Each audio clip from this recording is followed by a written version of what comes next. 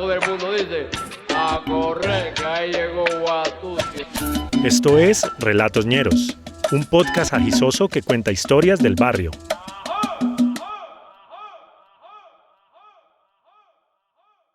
Darién.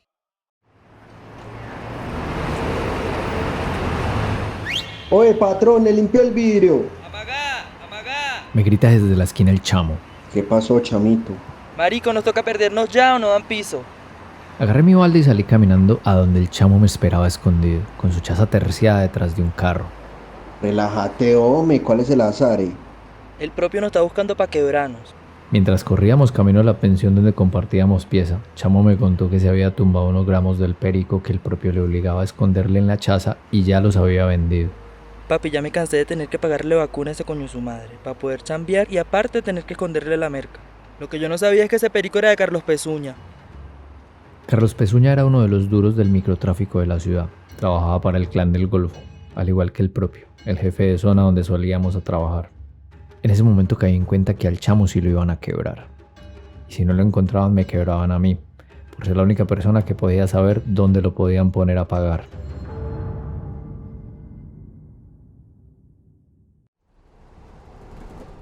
Recogimos los 3 chiros que teníamos y nos montamos en un bus camino a la terminal, con los techos bajitos para no dar visaje. Chamo, ¿para dónde vamos, pues? Pana, pa' Panamá, yo tengo un primo en la capital que nos puede ayudar. La verdad es que Chamo no tenía más para dónde pegar. Sus cuchos habían muerto años atrás. Y aparte del primo en Panamá, tenía un tío en Chile y otra familia lejana en la USA. Pero por lo que recordaba de los mapas en la escuela, nos quedaba más cerca Panamá. Yo pensé, ¿qué más da morirse invisible en las calles de la Eterna que en otra ciudad? En la terminal nos montamos en el primer bus que salía a Necoclí. ¿Por qué vamos para Necoclí? No, pues que tu primo está en Panamá. Mira, vale, mi primo me explicó que como no tenía pasaporte, tocaba pasar la frontera de contrabando por tierra y Necoclí está en el camino. Que si algún día me animaba a viajar, él me tiraba la mano allá. Yo no sabía que era un pasaporte, ni siquiera tenía documentos de identidad. Solo sé que me llamo Juan González y que en el último hogar de Paso del Bienestar me decían Amagá, porque de allí llegué. No tuve cuchos, solo me acuerdo de una adorable anciana mueca de la que no sé el nombre. Creo que era mi abuela. Y luego de su muerte, sin más familia, los hogares de monjas y el bienestar familiar se volvieron mi casa. Nunca me gustó el encierro, ni los regaños, ni las normas, ni que me jodan, ni la pelea. Así que de todos me volé, porque siempre me pasaba algo malo. Del último hogar de Paso, en Caldas, me volé el día de visita de una familia que vio mi foto en la televisión y me querían conocer para ver si me adoptaban. Me dejaron salir con ellos y en un parque, mientras me compraban un helado, suerte que te vi. Montado en ese bus, viendo por la ventana, una vez más huyendo.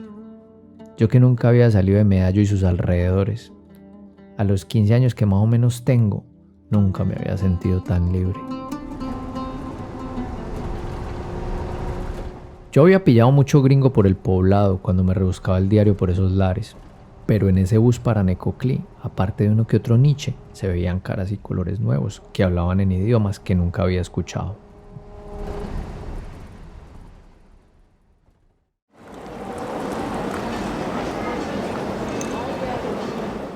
Llegamos a Necoclí por la mañana, con el azare más bajo por tomarle distancia a la muerte. A la salida de la terminal, cual plaza de mercado, gritaban: Puerto Acandí, Panamá, Panamá. Íbamos a caminar, nos dijeron que era cerca, pero como nunca habíamos visto un mototaxi, Chamo me dijo que nos montáramos para parcharnos ese lujo. Nos llevaban cerca del lugar donde se tomaba el transporte para Panamá.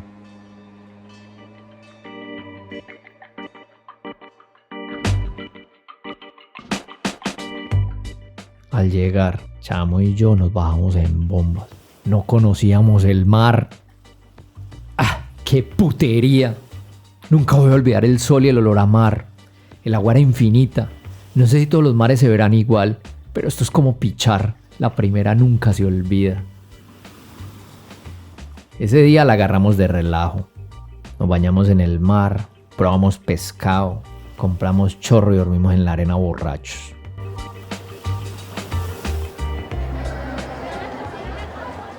Al otro día, bien enguayabados, nos fuimos para el muelle donde había más gente que espacio. Nos parchamos en la fila que era para comprar el pasaje. En medio del desorden veíamos vendedores ofreciendo botas, machetes, termos, carpas y repelente. Nosotros sanos.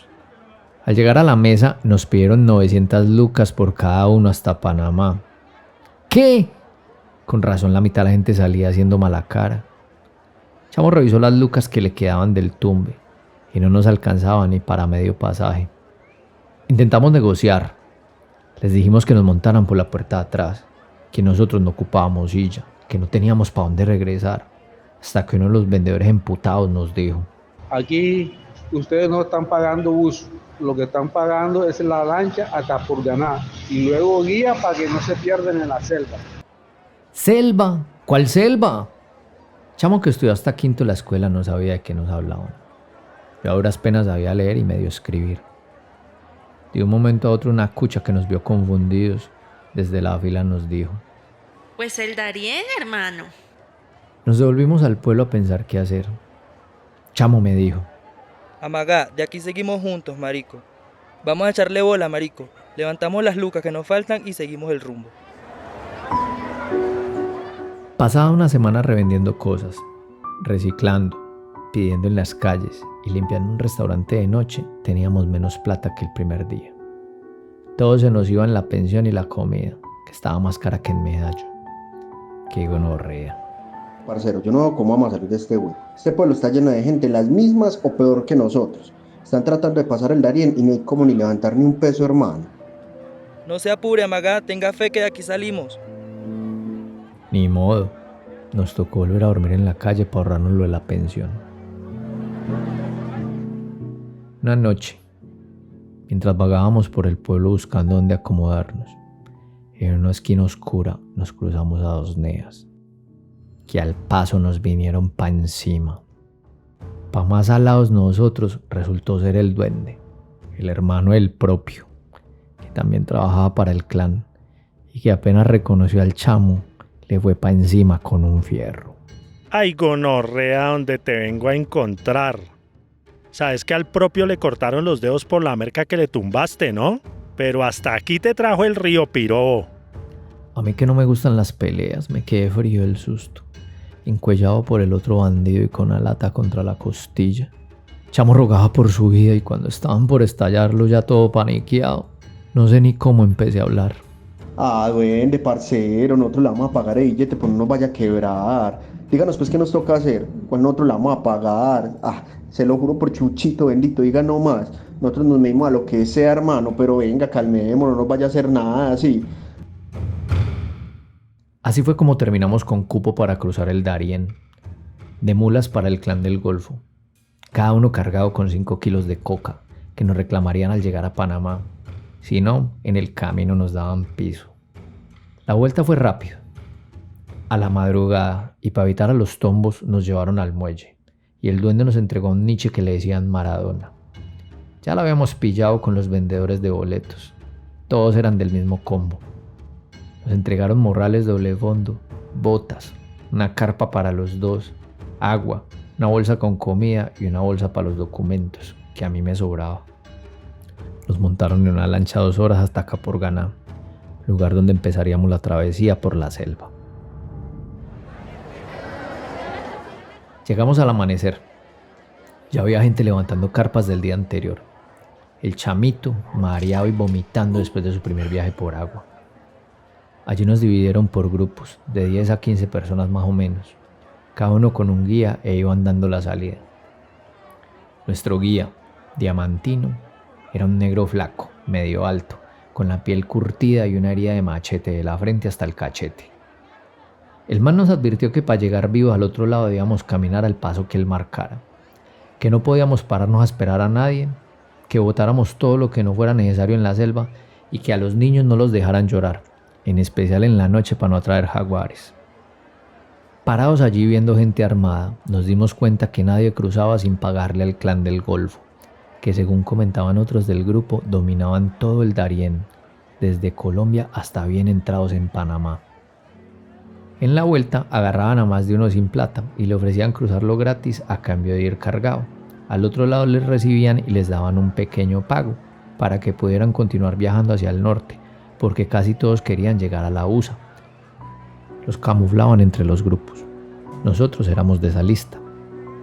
Pero como íbamos obligados, al otro lado no nos esperaba ningún pago, solo que nos perdonaran la vida, si estábamos de suerte.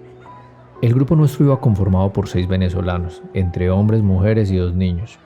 Una pareja de haitianos, con la mujer embarazada, 2 africanos, un cubano y 2 manes de Yemen, a los que Diamantino les decía indios. El viaje sería de 3 o 4 días y el clima nos ayudaba.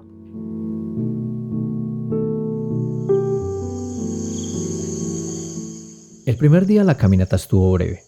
Eso sí, el aire húmedo y caliente de la selva se nos metía hasta las entrañas y por momentos nos ahogaba.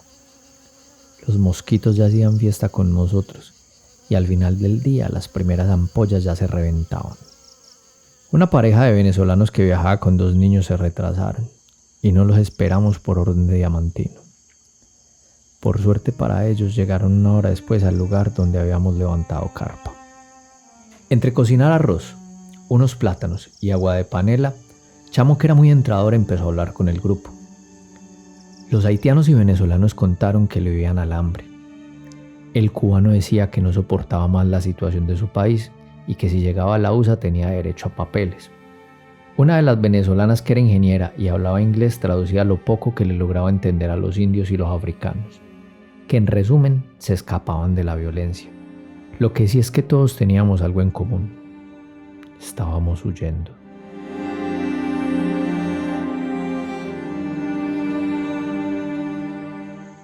El segundo día lo iniciamos tan pronto amaneció.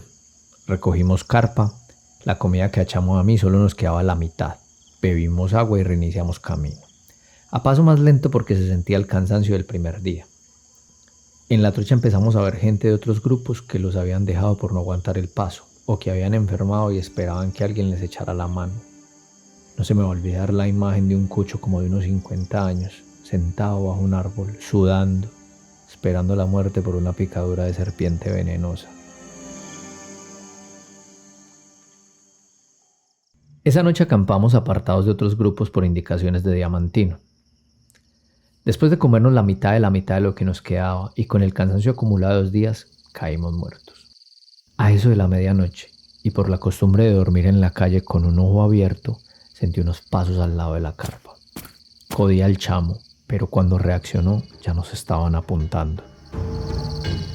¿Qué gonorrea? Se me van bajando pues de todo lo que traen y sin hacer nadita de ruido. Usted también monstruo, hágale pues, si no tuki lulú. Hágale pues malparido. Nos juntaron a los 15 y mientras 2 nos apuntaban, el tercero revisaba nuestras pertenencias.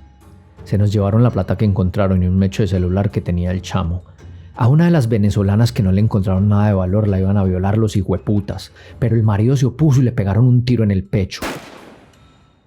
Con ese disparo que retumbó en toda la selva se acabó el atraco. Los bandidos se perdieron en la oscuridad. Quedamos 14, asustados, con las mujeres y niños llorando y el pirobo de Diamantino por ningún lado. Pa' colmo de males se largó un palo de agua. Con ese susto nadie pegó el ojo. Chamo, como siempre optimista, decía: Vale, vamos a tranquilizarnos. Ya estamos a más de medio camino y nadie vino para regresarse. Apenas se haga de día, buscamos el camino y seguimos en grupo hasta el otro lado. Al amanecer, mientras yo empacaba, encontré un caletico que a los ladrones se les había escapado. Chamo se ofreció a mover al finado. Le puso una cadenita con una virgen que la esposa le entregó y lo tapó con hojas de plátano. Rezamos un Padre Nuestro y empezamos el viacrucis del tercer día bajo la lluvia. Empapados, cansados y cagados de susto. La trocha era solo pantano y no nos rendía. Cada paso pesaba como 10. El camino lo adornaba uno que otro cuerpo podrido que ya se lo estaban comiendo los gusanos. No sabía qué era peor en ese momento, si el aire caliente o el olor a muerto que respirábamos. Para el mediodía llegamos a una zona donde los migrantes estaban quedando estancados. el río Turquesa.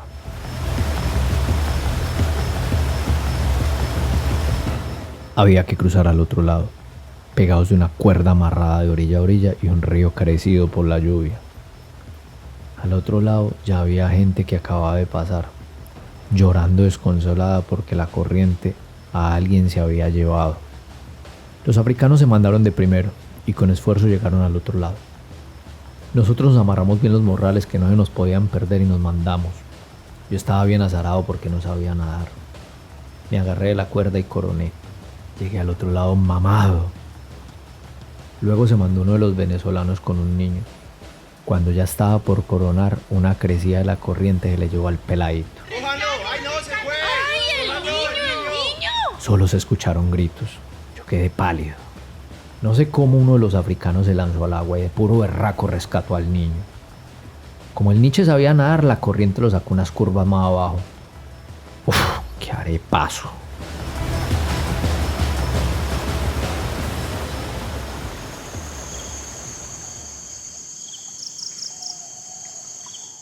Se llegó la noche. Avanzamos muy poco por el lodo y el cansancio. Seguíamos los 14 juntos y ayudándonos. Si las indicaciones en la salida eran correctas, nos faltaba solo un día para llegar. Yo no veía las horas de terminar este calvario. Con el chamo, esa noche nos comimos las sobras de lo que nos quedaba. Después de pasar una noche una gonorrea, con diarrea, la ropa mojada, frío y dolor hasta en el pelo, la única motivación era que nos quedaba el último día. Los indios nos compartieron un poco de café. Dejamos tirada la ropa mojada. Nos quedamos vestidos con un par de chiros medio secos y empezamos la marcha. Ya ni agua nos quedaba. Parecíamos muertos vivientes arrastrando los pies. En una bajada enlodada, Chamo ya sin fuerzas perdió el equilibrio y salió rodando. Por suerte un man de otro grupo lo atajó antes de seguir por un volado. Yo lo escuchaba desde arriba gritando. Chamo, parcerito, ¿qué le pasó? Coño su madre, vale, me doblé el pie. Paramos todos para que medio se repusiera el chamo. La verdad era que íbamos mamados. Cuando medio se puso de pie, uno de los indios le improvisó una muleta con la rama de un árbol. Y yo me encargué de cargarle el morral y los 5 kilos adicionales que valían nuestras vidas. Caída la tarde nos alcanzamos a emocionar, porque empezamos a escuchar de nuevo un río y pensamos que allí se acababa el camino, que era el final de la selva. Alcanzamos a darle gracias al de arriba, pero al llegar nos encontramos con muchos como nosotros. Era Bajo Chiquito, un lugar desde el que solo se continúa el trayecto por río. Desde allí veíamos indígenas al mando de unos troncos con motor al que llamaban piraguas, y que según explicaron, para esos días, por las lluvias, era el único modo de continuar el camino, pagando. Las piraguas no se daban abasto, porque el viaje era de más de 4 horas por río, y según decían, cada día llegaban más y más migrantes. Pedimos el cupo. Nos tocaba esperar hasta el otro día. El caletico que se salvó del robo nos sirvió para pagar. Ni modo, nos tocaba una noche más. A la humedad, los mosquitos, la diarrea, el cansancio y el miedo, ahora se le sumaba el hambre. Para la sed ya habíamos bebido el agua del río, porque no quedaba de otra. Como habíamos hecho buena amistad con el grupo, esa noche se compartió la comida que quedaba. Nos tocó ya un cuarto de saltina, una tajada de pan mojado y agua de panela a vinagre. La viuda, que parecía más muerta que viva, apenas si probó bocado. Preguntando de grupo en grupo, logré levantarme unos dolex para el chamo. Al amanecer, y con la poca energía que nos quedaba, nos sentamos en la orilla a esperar nuestro turno. Horas después, nos acomodaron a todos en la misma piragua. El indígena explicó que nos llevaba hasta Lajas Blancas, donde había un campamento de ingreso a Panamá, que allá había comida, médicos y policía. Además daban la ayuda para continuar el viaje rumbo a la USA, con buses que salían cada noche y los dejaban en la siguiente frontera, Costa Rica. Ahí, sentados en la piragua, sentimos que empezábamos a salir del infierno. Pero Chamo y yo empezamos a preguntarnos dónde debíamos entregar los morrales. Porque si en Lajas Blancas había tombos y nos requisaban, fijo íbamos para la cana. Además, nosotros no íbamos para la USA como el resto. Nuestro plan era quedarnos en Panamá donde Randy, el primo del Chamo. En el camino por el río vimos uno que otro necesitado intentando flotar con troncos de madera, porque si no tenían para pagar el pasaje de la piragua, en Bajo Chiquito se quedaban atrapados. El indígena decía que más de uno de esos aventados terminaba ahogado. Decidimos entonces que íbamos a llegar hasta Lajas Blancas y ver en medio de tanto caminante cómo nos camuflábamos. Pero los que nos mandaron cargados tenían todo cuadrado. Minutos antes de llegar a Lajas Blancas, el indígena paró en la orilla y nos ordenó bajarnos, apuntándonos. Como andaba enfierrado y nosotros bien asustados, ni preguntamos. En esa dirección caminar 30 minutos. Van a encontrar una casa de tierra. Allí estar esperando. Nos despedimos del grupo y retomamos. Los 30 minutos se volvieron como 2 horas por el cansancio, el hambre y el pie del chamo. Llegamos a una casa tal como nos lo habían dicho. Un campesino a caballo y armado nos recibió. Nos quitó los morrales y se puso a revisarlos. Yo en ese momento me paniqué pensando que la coca se nos había mojado. De una, el man por radio informó que el cargamento 44 de la semana había llegado. Nosotros esperábamos el perdón o una bala, casi desmayados, bajo la sombra de un árbol. A esas alturas creo que ya no me importaba si me hubieran quebrado. Minutos después el campesino nos dijo que nuestro trabajo había terminado, pero que por órdenes para nosotros no había pago. Nos indicó por dónde seguir y nos dio 2 botellas de agua para el camino. Yo no podía ni hablar. Las fuerzas me habían abandonado. Por suerte iba con el chamo, que le fallaba la pata, pero no el ánimo. Por favor, véndanos algo para alimentarnos. Se sacó del bolsillo una cadena de oro que le colgaba a una virgen y se la mostró al campesino, que lo miró con los ojos iluminados. Chamo, huevón, ¿vos de dónde sacaste eso, hombre? Marico, es la cadena que me dio la viuda. Este muerto no la necesitaba para llegar al otro lado. En pocos minutos llegamos caminando a un rancho con techo de paja, gallinas, cabros y un par de caballos. Había como 8 niños y el campesino pidió a una mujer que nos sirviera caldo. No hay nada como comer con hambre. Yo me tomé 2 platos. En la pesebrera nos dejaron bañarnos y hasta una letrina para la diarrea que llevábamos nos prestaron. Un par de horas después, y con el ánimo un poco recuperado, el campesino dijo que debíamos marcharnos. Chamo le dijo que nosotros íbamos para Ciudad de Panamá, donde un familiar, y como no teníamos papeles no queríamos cruzarnos con la policía, que por favor nos indicara por dónde seguir caminando. El campesino se quedó pensando y nos pidió que esperáramos. 5 minutos después estaba de vuelta con 2 fiambres en hoja de plátano, unas botellas de agua y unos billetes que no eran los colombianos. Caminamos unas 5 o 6 horas hasta una carretera pavimentada. De nuevo estábamos reventados. Nos comimos el fiambre, armamos dentro de los árboles un cambuche y nos acostamos a ver pasar los buses que el campesino nos había cantado. Conté como 20 de los grandes. Al otro día seguimos caminando. Unas horas después ya estábamos montados en un carro destartalado. Un par de trasbordos más y llegamos a Ciudad de Panamá. ¡Coronamos! Sentados en una banca de un parque, mirando edificios más altos de lo que mi cabeza había imaginado, pregunté: Chamo, ¿y a tu primo cómo lo encontramos? Tranquilo, marico, si el Randy sigue en Panamá, mañana lo buscamos por Facebook.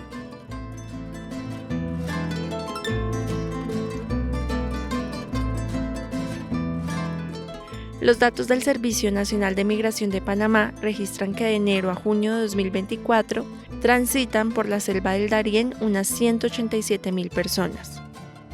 A Panamá han ingresado personas de Venezuela, Colombia, Ecuador, China, Haití, India y Cuba. Estamos en medio de un momento crítico, pues el gobierno de Panamá, con el apoyo de Estados Unidos, cerró el paso a inmigrantes por el Darién desde el pasado julio de 2024. A los caminantes les deseamos lo mejor. Nos pillamos el próximo miércoles.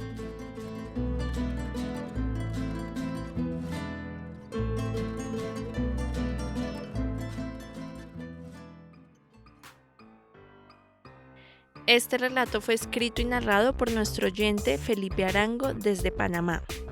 La ilustración la hizo el artista Leo Giraldo. Pillen su trabajo en @seidpunk. Un saludo a Carlos David Colmenares. Gracias por su apoyo. Gracias por sus voces a Oliver Narvarte, Sebastián Arango, Giovanni Romero, Julio Sánchez, Néstor Martínez y Leonardo Giraldo. Un agradecimiento inmenso a nuestro oyente Daniel Marulanda por prestarnos su voz. Y un saludo especial a su linda familia, Paola Londoño y Paulina Marulanda. Saludo a nuestro talentoso amigo Boico. Si quieren informarse sobre las novedades del hip hop y la movida urbana cultural, visiten su perfil @comunicacion.rapa.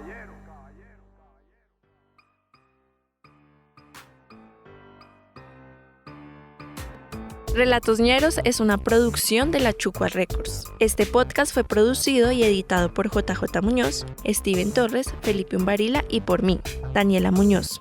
Si les gustó esta historia y quieren apoyarnos, pueden hacernos un aporte para seguir haciendo posible este podcast.